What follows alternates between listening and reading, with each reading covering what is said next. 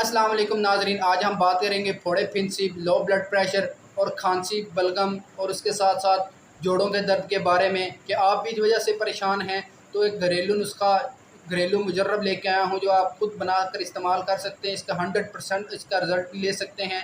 इसमें आपने करना क्या है, हरमल, जिसको हरमालीन भी कहा जाता है इंग्लिश में, और आपने ये 20 ग्राम लेना है। दालचीनी आपने 20 ग्राम लेनी है। इन दोनों का सबूत बनाकर 1000 मिलीग्राम कैप्सूल आपने सुबह दोपहर शाम इस्तेमाल करना है पानी के साथ। इंशाल्लाह 4 दिनों के अंदर अंदर आप रिज़ल्ट पाएंगे। अस्सलाम वालेकुम।